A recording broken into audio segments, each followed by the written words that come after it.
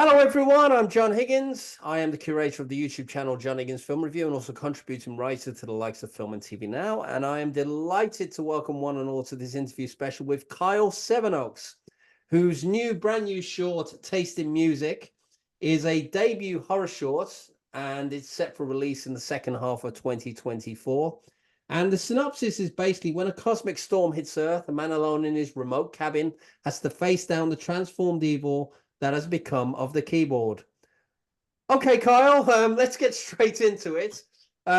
This is wonderful and weird, and I thought it was an absolutely ingenious short film. I mean, honestly, I felt I was going back to the likes of Basket Case, Evil Dead, and even I bought a vampire motorcycle. I mean, it's like, okay, I don't think you come across many deadly keyboards. So let's get into the whole, what was the start off point for this short film? It was an idea that a couple of friends and I had of just like what happens when random electronic devices get hit by a cosmic storm, and I was like, what could happen? So, of course, I'm a huge fan of 80s horror, like you mentioned, Basket Case and Evil Dead and that kind of thing. So, and Frankenhooker and that kind of stuff. So I was like, yep, let's go that route. Yeah. I mean, it's honestly, it's one of those that, again, you kind of go into it and inevitably the audience, as I discover when it starts, you find, okay, well, we've got a kind of, we've got kind of a weird situation. It's a lonely guy in a cabin and stuff. Then all of a sudden, the payoff, which is the keyboard. The other thing I'd also say it reminded me a bit of is Videodrome, the actual videotape and stuff like that. So the kind of body. So obviously what I read was that you only had a budget of a few £100s and a few favors. Yeah. So you saying, I understand that you learned a lot about how to develop your own developments as a filmmaker. So tell us about how you delegate a small budget to a film like this. How does it work in your case? For the small budget we had, it was literally 200, £300. So I wanted all of it to be on the screen. So we spent most of it on props that we needed, like the hammer and a couple of keyboards. And like we actually made it from a Halloween mask and cut it apart and like glued it to it with the teeth and everything. So that was pretty much it. All of that went on there, and a couple of things that we need necessities, like we needed one extra light, I think, and we had access to a generator, so we didn't have to spend any money on that. But yeah, most of it is on the screen.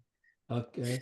And let's talk about the makeup effects, because obviously you're a bit like Ash in Evil Dead. I mean, you don't come out of it, your lead actor doesn't come out of it very, very well. So there's Yeah. some neat little, I mean, obviously in terms of doing the makeup on that, I mean, tell us about your makeup team and how did you get that together? The makeup team was literally just a dude the actor knew, who was a friend of his since childhood. And he said, "You know how to put this stuff on. Come and help us." And the guy was like, "Yeah, I'm free these weekends. Let's go." So, and I explained to him what was going on in this scene, what had happened for, what's coming after. And he was like, "Okay, I got it." And he just basically plastered him with fake blood as we went on. We shot it in sequence, so it was a lot easier to keep things together that way. Mm-hmm.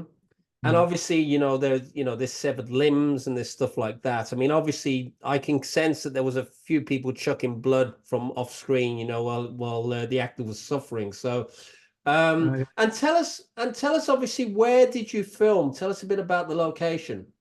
The location is actually the actor's own cabin, his family cabin. It's on a very small island off the coast of Norway. It's about 2.5 hours drive from here, and then a 20-minute boat ride from the coast to that cabin. So it's extremely remote. And as you can see in the opening shot, it's none of that is CGI. That's how it looks. It's just on a very small rock island, surrounded by the ocean. That's it. And we were just like, "Can we use this?" He said, "Yeah, as long as we don't, leave any blood stains, it's fine." I think that's obviously the challenge. I mean, obviously, we think back to the remote cabin that Sam Raimi and his team put together for the Evil Dead. Of course, at least you didn't sort of have the carnage of all that stuff happening, which was great. And that obviously, I mean, what I'm really pleased with about this film is the guerrilla film aspect of the filmmaking. And obviously, you've taken an idea, you've gone with it, you think, okay, this is crazy, but it seems to work, and it certainly does. I think, the energy is there, and it does take me back to the Evil Dead stuff. So let's talk a little bit about your filmmaking journey. I mean, let's start when obviously, inevitably as a child, you obviously saw films that really influenced you and stuff like that. So, two questions is basically who and what are your key cinematic influences both then and now? And when did you sort of sense that you wanted to actually do filmmaking as a possible career? Well, I remember when I was really young, accidentally watching the first 20, 25 minutes of The Terminator. I was in my parents' living room and they had put it on the TV and didn't realize I was in the room. So that like sunk its claws into me from a very, very young age. After that, I remember watching Joel Schumacher's Batman Forever when I was 9 or 10 or 11 or something like this, and loving the colors. Obviously, it's not the best movie in the world, but I still love it. And it was so colorful and all this stuff, and really took me by surprise. And the movie The Mask, I saw as a double feature somewhere. Those both made me want to go, how do you do this? How do you make this stuff happen on screen? If you know what I mean.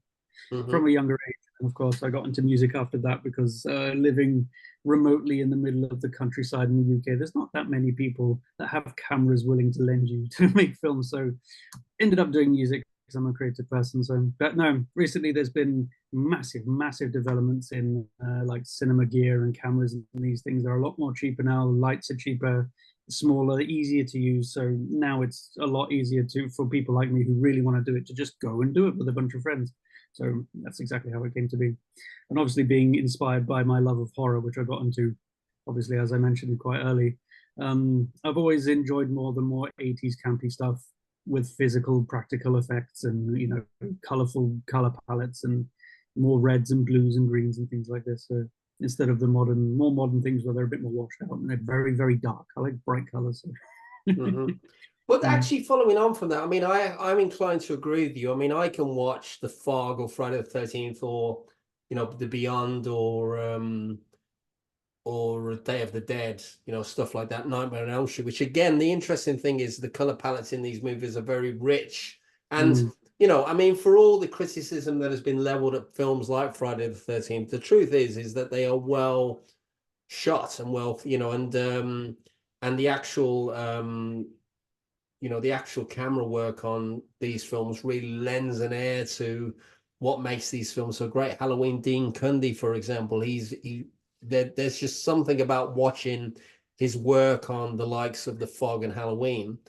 So, I mean, obviously, this is the means to win, and obviously, you've got the film out there, and it's due for release in the second half of 2024. We're talking about it, which is seems a bit of significance.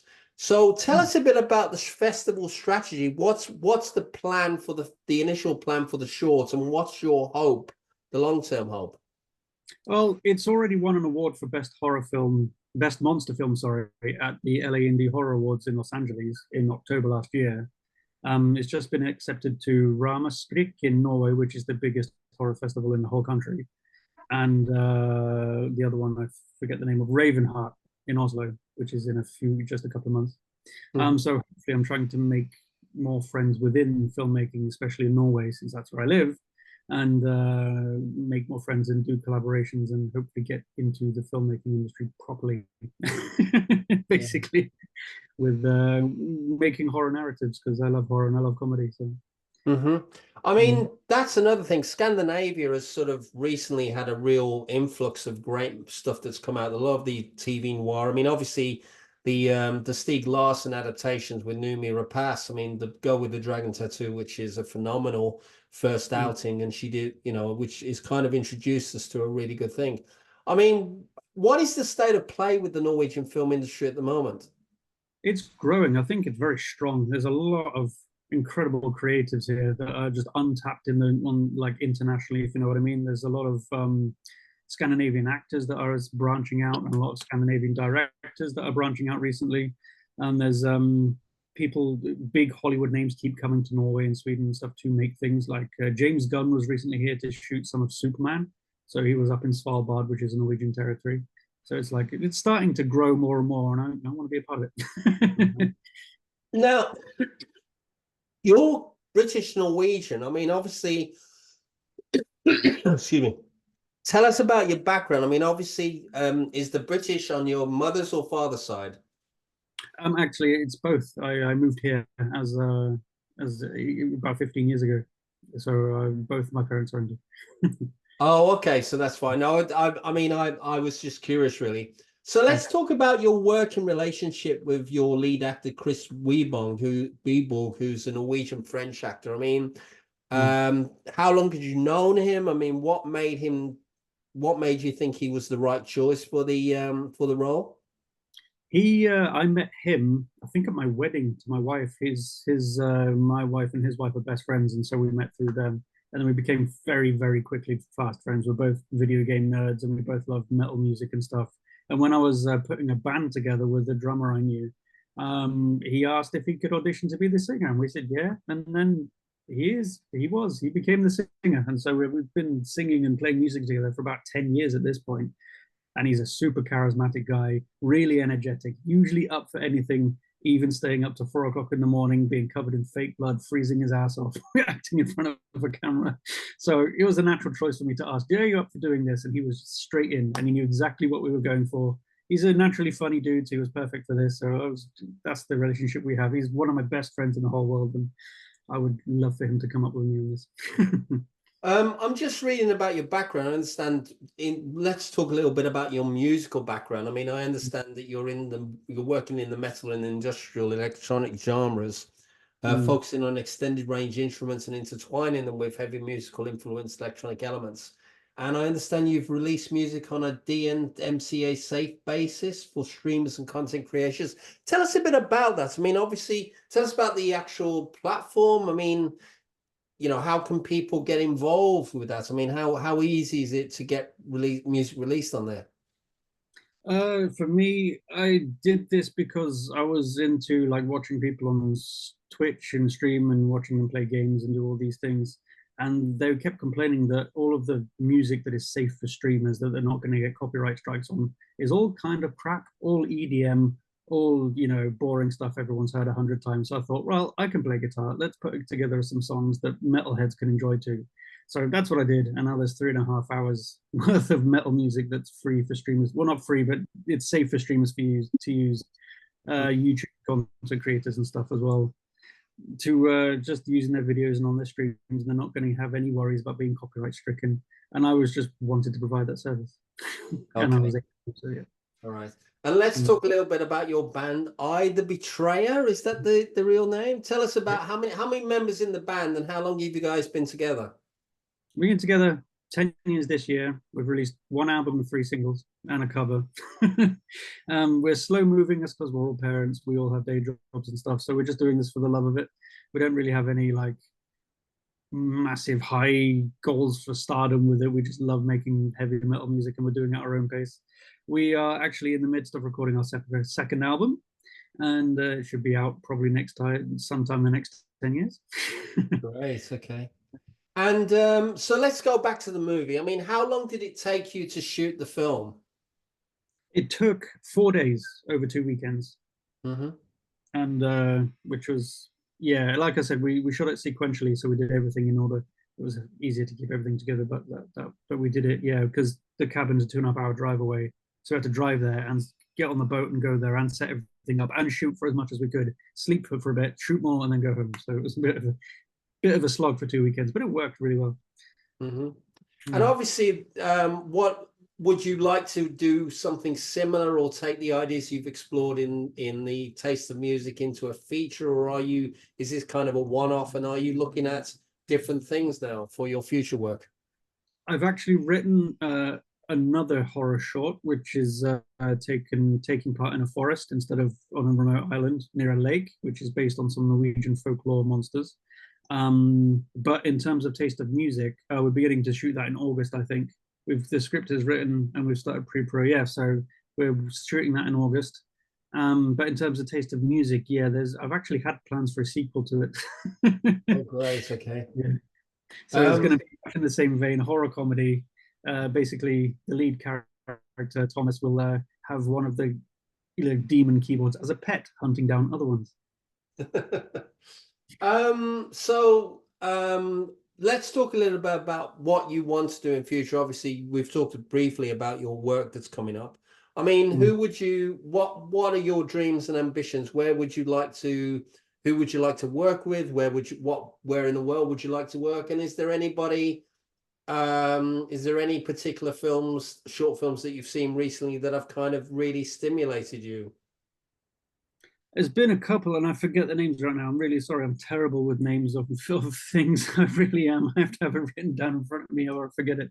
There's been a couple that have come from the UK I've seen, which actually our mutual friend Tom has shown me, and they were really good. I wish I could remember the name because I would say it. I'll send you the note afterwards if I can find it. But no, I'd love to, work primarily in Scandinavia and the UK, because the UK film scene always has been and always will be great from what I remember and from everything I see coming out of it. So I'd love to work here and there. Also, of course, everyone has dreams of Hollywood, but you never know how that's going to go. But Okay. yeah, it's kind of thing. All right. Well, we're gonna wrap up shortly anyway, just with a few final questions. If money was no object, and you had, if money was no object and you had a thing that you wanted to do, what would you like to do? What sort of project would you like to do? I have half written and ideas for a sci-fi cyberpunk epic that I would really love to get made, but the budget would be somewhere in the range of like $100 million, because it would just need all that effects. But I would do as much of it practically as possible on all this stuff. It's a revenge story that I have, halfway written and need to polish off and finish off. But yeah, that is what I'd really like to do, is to have my cyberpunk epic made and released to the world. Okay. And one final question is, what are you most proud of about Taste of Music? Oh wow. I think the fact that we actually got it made, to be honest. We had a crazy idea and I wrote the script and did the whole thing and everyone agreed and we all came together at the right time at the right place to make it happen. And that's what I'm really happy with, that it actually all came together and we've got it out.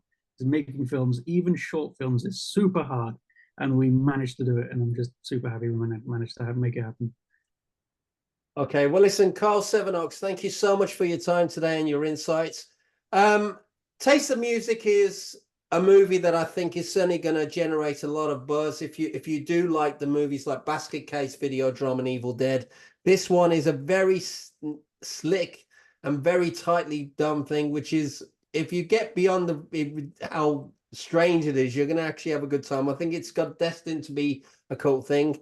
You can watch a replay of this interview and others on my YouTube channel, John Higgins Film Review. You can also read some of my articles and features that I've written via filmandtvnow.com. And in 2022, we launched my own film resource website, which was whatmovie.co.uk. I'm also the established film expert for Violucci Media, so do keep looking for stuff on YouTube of that.